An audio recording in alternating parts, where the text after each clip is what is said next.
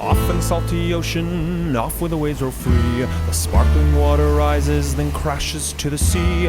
Out amongst the breakers, you'll have no need to fear. It's true, it's the blue frontier.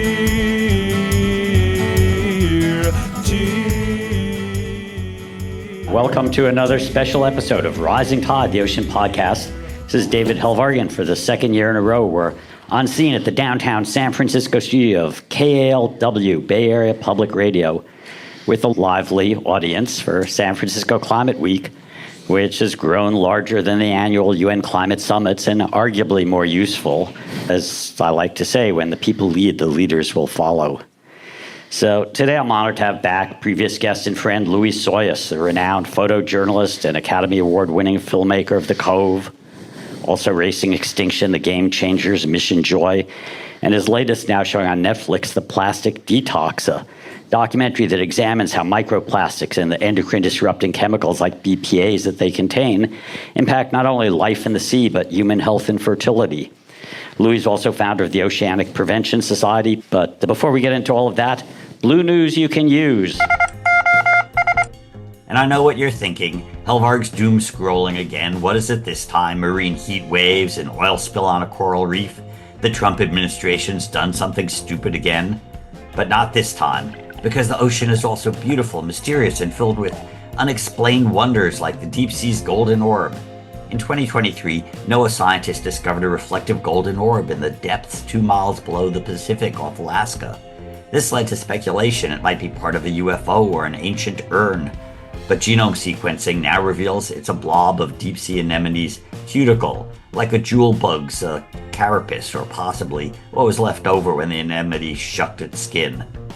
But wait, if that burst your bubble like the swim bladder of a deep-sea fish brought up too quickly, you've probably seen those 16th and 19th century illustrations of ships being dragged under by giant octopi known as krakens. Exaggeration, you say? Well, let's talk about another wonderful possibility. A new report in the journal Science suggests that a 60-foot octopus ruled the seas 100 million years ago. Dozens of jaw fossils suggest they were aggressive predators that could eat any marine reptile of their day.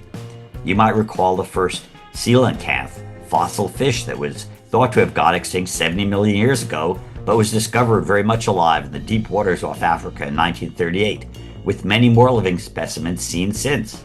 So who's to say a kraken or two might not still be down there? So next time you go in the ocean, you don't have to fear being eaten by a great white shark.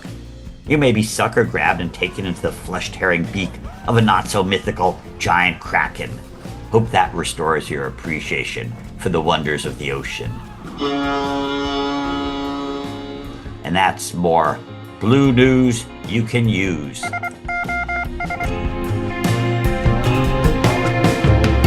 Let's start where we usually do. Given you were raised in Dubuque, Iowa, I'm going to say it wasn't like these two other of our guests who reported being immersed in the ocean the day after they were born.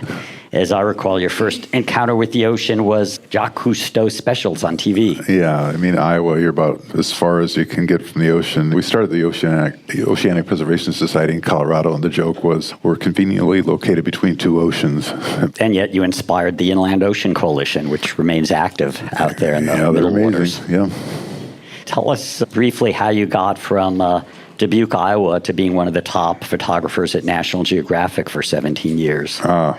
I love taking pictures. I loved art, and it takes a long time to do art. But when I discovered photography, it was like instant art, and I got good pretty quickly. Got an internship at National Geographic, and at that time, I actually proposed a story when I was an intern, one on garbage and recycling. This is back in 1980. And they allowed me to do it, and that's how I became the first photographer that they hired in over a decade. What inspired you to get into garbage as your launching pad? Well, there was another photographer at Geographic, Fred Ward, who would do these commodity stories. Like he'd do gold, silver, platinum, jade. He was a gemologist, and it was like the same story, but just a different item. I was in the lunchroom with a friend of mine. We're like the two youngest guys there. We'd make up these stories. Like Geographic always looked at the world very optimistically, more than I did, I think, at the time, and we would make fun out of it. We were watching somebody drag the garbage across the floor in a big bin and said, yeah, what about like a Fred Ward story like on garbage? We do like art from garbage, and yeah, we could do like people, like a scientist, like an archaeologist, looking at modern day trash. And after a few of these kind of riffs, we're like, this sounds like a story. And I wrote it up, and they accepted it. And so when did you get salty? I mean, David Duboulet was already there at National Geographic. When did you go from garbage to like Dolphins? Yeah, David Duboulet is was the premier underwater photographer in the world. And the first assignment I had at National Geographic was going through his film to see if there's like dust in the gate or if there's exposures, meters were working. And I looked at his stuff and I thought, oh, there's no way I could ever be that good. It's hard enough to take pictures above ground, but then when you go underwater, it's so uncooperative. You have short time underwater. You have like 40 minutes on a tank. You have 36 exposures. The animals aren't cooperating. There's murky. There's currents. There's a lot. But essentially what happened was I had done a story for National Geographic on the information revolution. So we started circa 1993. Netscape had just come out, and the story got eventually published in 1995 in October. But about a year of research, and the person I wanted to meet most back then was Jim Clark. He started 3 industries from scratch and made them all worth billions of dollars. He was a serial entrepreneur, but we tried to photograph him, but he was too busy. He was starting Netscape and couldn't photograph him. Then I went on to work for Fortune magazine, and they said, oh, Jim Clark just built this boat. It's the world's largest sail yacht. Yeah, it's called Hyperion. Do you want to photograph him for the cover? I thought, God, I've been wanting to meet this guy for quite a while. So I flew over to Amsterdam, met him, we hit it off, and basically he said he was starting a 4th industry called Shutterfly.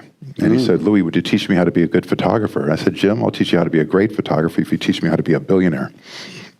And he would... You kept your end of the bargain. Yeah, that got me set up in a nonprofit. Yeah. Well, that's actually... We traveled around the world for, I don't know, maybe 7 or 8 years. But our connection was diving. Found out very quickly we were both divers. He loved to do photography. So I would come and teach him photography. And it was a wonderful time. But every time we went back to a dive site, you could see this diminishing baseline, right, where every generation adapts to diminishing cause created by the previous one. And I guess it was the 3rd time we were in the Galapagos. We came up from a marine sanctuary. Then we saw we were surrounded by fishing boats, illegally fishing in a marine sanctuary. And he said, somebody should do something about this. The way I remember it was I said, Jim, how about you and I? He said, what do you mean? I said, well, we'll use your money and my eye and we'll make films. Now, the thing is, I'd never made a film before. I'd done shorts, but he just became a billionaire. And he had the slush fund. So he set me up in this nonprofit. And I was thrilled. So now, in the meantime, he had built this other boat. It was the world's largest private sailboat. I'm on that boat with my family. My kid starts playing on the beach with another kid. Mm-hmm. And it happens to be one of Steven Spielberg's kids. And he comes over to the boat, and Steven did Jurassic Park using Jim's computers. And we're talking, and I have a private minute with him, and I said, do you have any advice for a first-time filmmaker? He says, yeah, never make a movie involving boats or animals. And I'm thinking, I've just started the Oceanic Preservation Society. Everything I'm going to do is on boats. And I'm feeling like a fraud because I don't know how to put together a film. But we were going to do a story that was going to be actually the second film that I worked on, Racing Extinction. Mm-hmm. And then in the course of that, I went to a marine mammal conference down in San Diego, and Rick O'Barry, the guy that trained and captured the 5 female dolphins that collectively played the part of Flipper. And his inciting moment was after the TV series, all the dolphins went back to the Miami Seaquarium, and Rick O'Barry heard that Kathy, the main dolphin, was depressed.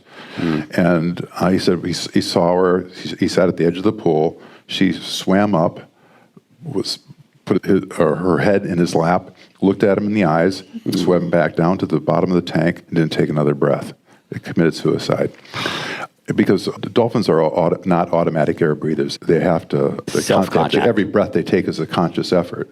And he thought that was his inciting moment. He went back and tried to release all the dolphins that he had captured. So I'm at this conference, and he wasn't allowed to speak because it was financed by SeaWorld. Sure. And the Hubs Research Institute was the nonprofit arm of SeaWorld that was sponsoring the event. I called up Rick and said, why couldn't you talk? He said I was going to talk about Taiji. In Taiji, Japan, they kill more dolphins than any place on the planet. And he said, and I'd never heard about that before, that people kill dolphins. They eat them over there. And I thought, well, I'll go over. He said, I'm going next week. Do you want to come? I said, you go. I'll be delayed a bit. I went and took a 3-day crash course on how to make a film. I met him there. And I just wanted to find out about the story I didn't want to film anything. I just wanted to get, why do you kill dolphins? And then we spent about, I think it was 8 hours with the city council negotiating, trying to do something. Then about 5 hours the next day with the fishermen's union that kills the dolphins. And they said, well, we don't want to cooperate. And even though we didn't want to be in there to photograph this secret cove. And they put a map on the table and said, don't go here, don't go here, don't go here. And we used that as a template of where we need to get into. Anyway, I just remember I was up there was 2 parks on each side of the cove. This is a secret cove you can't see from the road. There's a tunnel to get in through one side. They have sensors. They have guard dogs. It's really difficult to get in there. And I was looking at it from the Tsunami Park, looking down in. And I thought, man, if we could get in there, that could be interesting. And I just remember this. It was almost like a bolt of excitement went through me. I thought, if we could get in there, that would be interesting, kind of sneak in. Sure. And that's what we did. It became the Cove went from a standard documentary to an eco-thriller. And I think we started a new genre.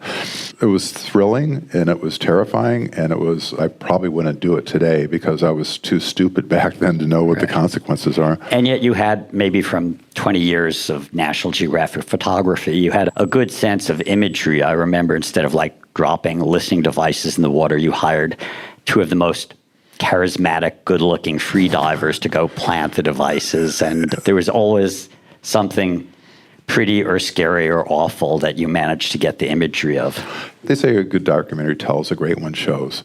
And Geographic, I would take stories like garbage, how do you make garbage look interesting? I developed a career trying to make unpopular subjects entertaining. There's more interest in the life of in the crack of a sidewalk. It could occupy you for your lifetime if you look close enough.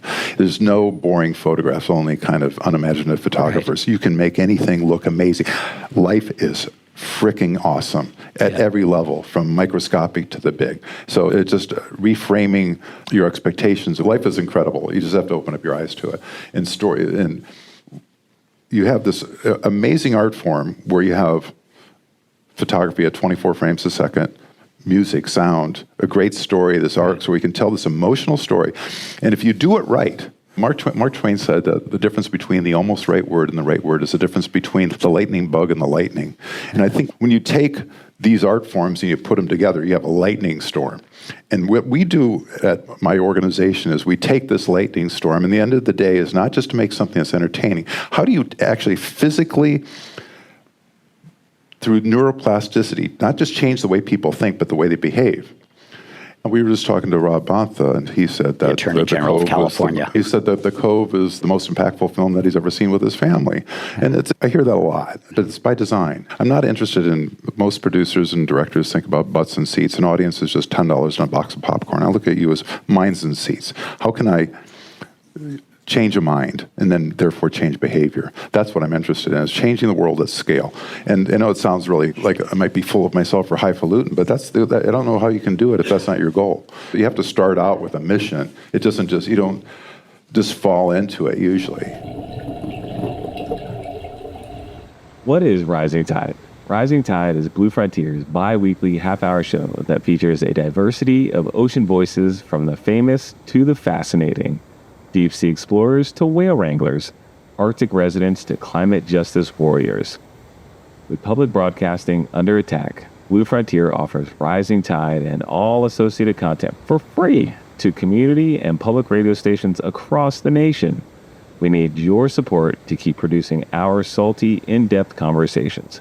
A tax-deductible donation at bluefront.org will help us keep getting the word out about our awesome blue planet. And now, back to the show. Coal and oil were great energy systems for the 16th to the 19th century, but we're in the 21st, and science tells us if we want to keep a living planet that's that network of life that we're a part of, that we got to move on. Yeah, So listen, this is petrochemical dye on the pants and the shirt. you're just telling me this. This lined with BPA. Every one of those cans, the tin cans, the aluminum cans, they're all lined with BPA. And BPA is an endocrine disruptor. In 1935, it was experimented as a birth control for men. In America, we've only banned, I think, 9 chemical compounds for personal care products. In the EU, they've done 1,100. It's like over 2 orders of magnitude. They're way ahead of us. Essentially, the last time I was in Europe, I didn't hop in the water. I was on one of Jim Clark's boats in Positano, and I was going to swim off the side. It was like three dimensions of garbage going by, and mostly plastic. In the water, yeah. But Positano, one of the most beautiful coastlines in the world. And I thought, well, they said it was raining over in the north. It's probably the Naples River emptying out. Waited the next day, looked in the water, it's the same thing. And we sailed to France, it was the same problem. It's gotten to the point when I get to a beach that doesn't have plastic on it, I'm impressed instead of the reverse. Yeah, I felt like I was hopping into like a garbage dump with water. Right. So essentially, we've looked at the other plastic films that were out there, and they cover this, and it's been done, and nothing happened. And so the question is, it's a little bit of a chess game, right? When you're making a film, it's like, you want people to see it, you can't repel them. And I see these films, and I want to like slip my wrist after watching them for 5 minutes because they're just depressing as hell. You don't need to see one more gyre. You don't need to see one more river of plastic. Doesn't matter where it is. It's just depressing. I want to see solutions. Yeah, I want to balance the wonder and the warning. So we thought really hard about the producer and the co-director. We're trying to think of like, how do we make a film that shows, not tells. And COVID hit, and we could get every scientist in the world we could get them on Zoom. That's how we were communicating. And we met this woman, epidemiologist, Shauna Swan. She's about almost 90 years old now.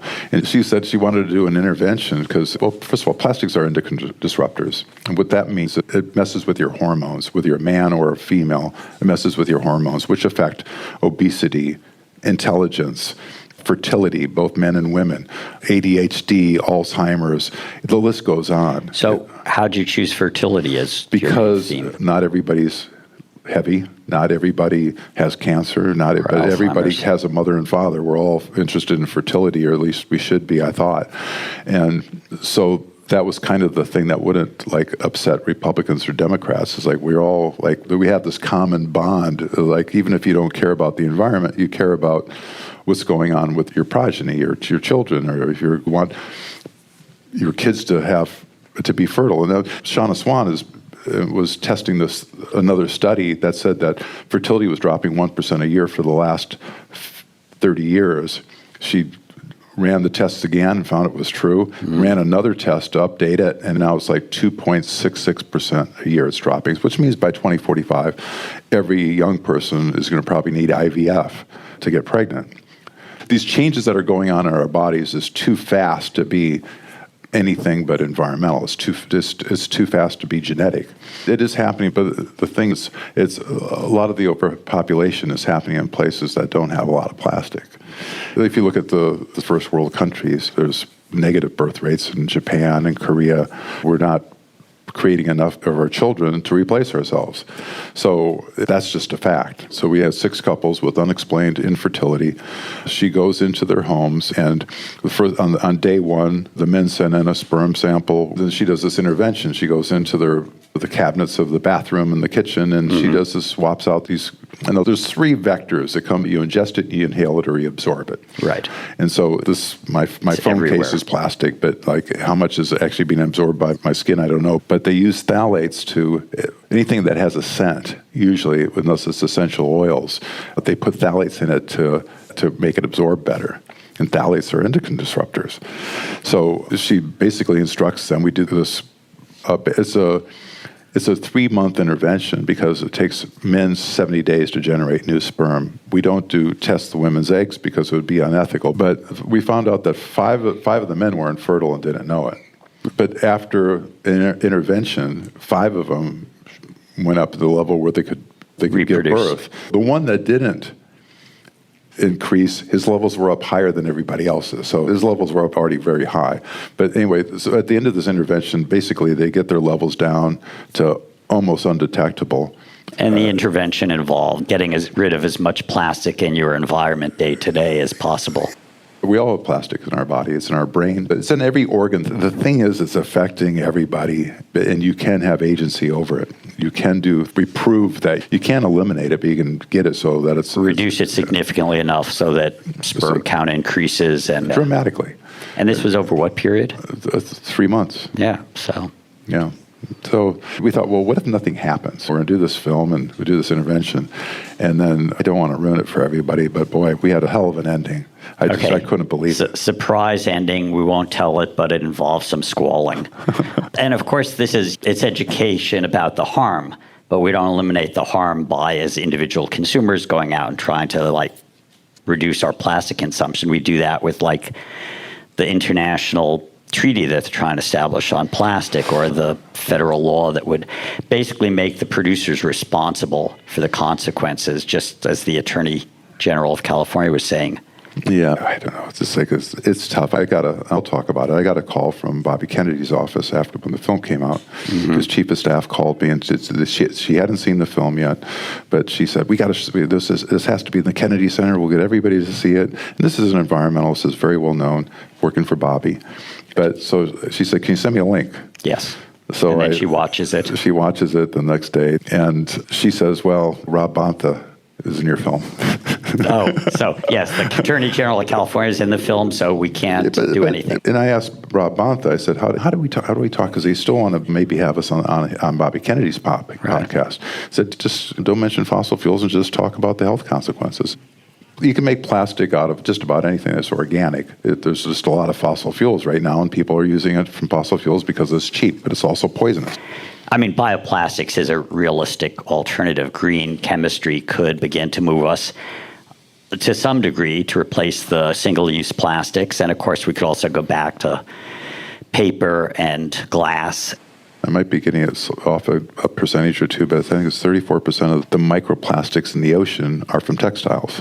Right. So even though you might have a fully cotton shirt here on, it's probably dyed with petrochemicals, and something about a third of the weight of your clothing is from the dye, the toxic dye. Well, so if you're wearing Lululemon tights and spandex or lycra and you're sweating in it, actually nobody's ever done that test before to find out how much is actually in the body. We're doing that. We're doing another short film on, we'll have like 6 athletes, 3 men, 3 women, and we'll test them before they do hot yoga workouts or whatever they're doing, and then see how much is absorbed by the body. You mean directly from their clothing? Directly from clothing. Yeah, it's like the monster in your closet. Right.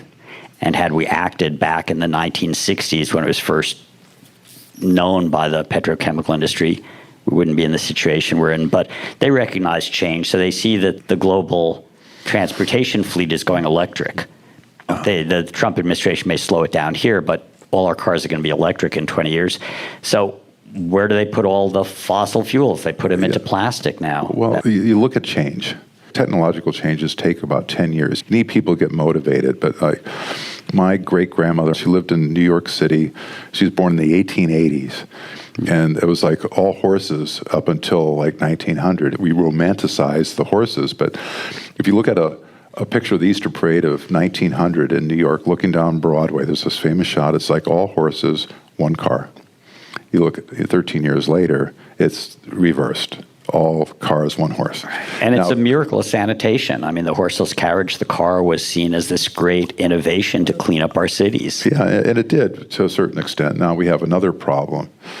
When we did Racing Extinction, we interviewed Elon Musk.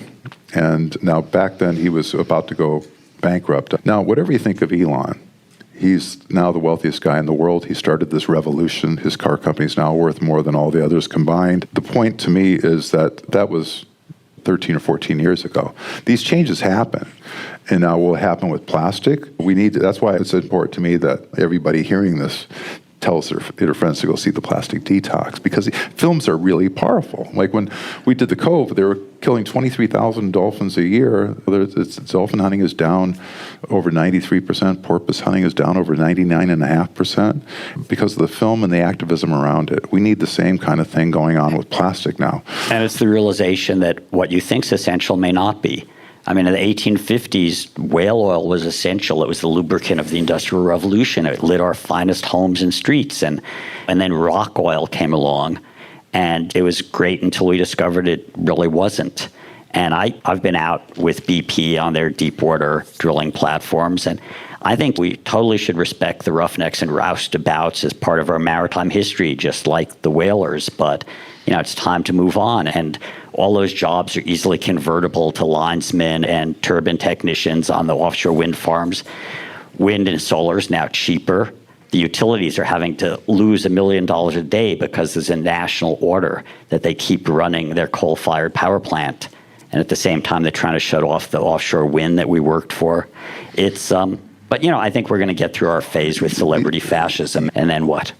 Well, I mean, we'll get through this. The truth does prevail over time. We're going through a difficult period right now, but it's important that everybody stays positive and does what they can do. We're this wonderful bubble here in California. We're still a beacon to the rest of the world for a lot of things. So I'm optimistic, actually. I had one of the first electric cars in Colorado. I was one of 3. I was powered by 114 solar panels on my roof, and everybody looked at me like I was nuts. And I remember when I'd look around, and this is a fully electric Toyota RAV. They only imported about 1,500 of them into the U.S., so I got one of them. But it was like, for the longest time, I was like one of the crazy people. Now, if you saw a Tesla, like that Tesla that I had was one of the first Model S's. It's like if you saw another Model S, look at that. Now it's like you pull up the stoplight, it's like half a dozen of us sitting there. It's like these changes happen. And you're right, it's generational. It took a generation to stop putting ashtrays in the restaurants, or to put on your seatbelts and reduce the death rates. And the question is time. Do we have the generation? If we haven't gotten off fossil fuels, we lose the corals, we lose the kelp, we lose the living seas. And I'm trying to make it positive, David. Come on. You're right. You're absolutely right. I'm not saying you're wrong. I'm into triage. We save what we can while we can. And I'm not a seer. I don't know if we're going to win or lose on this one. All I know is if we don't try, we lose. And you're trying at an impressive level. It's like I said at the beginning, when the people lead, the leaders follow. So it's popular movements and understanding and getting that moment of the Attorney General's family watching the Cove, or of seeing the live animals, projected animals living on the Vatican, and suddenly saying, okay, our faith is stewardship. Our faith is protecting God's creation. When you go leave the planet with astronauts last week and you look back, it's not God's green earth, this is blue marble. So I'm not unhopeful. I'm just thinking that we need a lot more people like you, Louie Psihoyos, and everyone who's here at San Francisco Climate Week. And I just want to thank you for being with me on the Rising Tide Ocean podcast. Thank you, and thanks everybody for being here. Appreciate it. Thank you. Thank you for joining us on the Rising Tide Ocean podcast. If you enjoyed this episode, don't forget to subscribe on Apple, Spotify, or wherever you listen, and leave us a review or share it with your friends and other ocean lovers.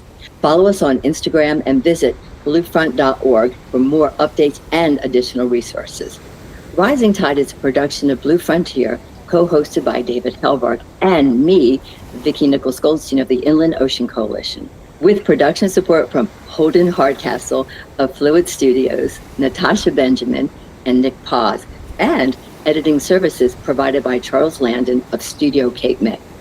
Thanks for listening, and until next time, stay hopeful and stay salty. Off in the salty ocean, off where the waves roll free. The sparkling water rises, then crashes to the sea. Out amongst the breakers, you'll have no need to fear. It's true, it's the blue frontier.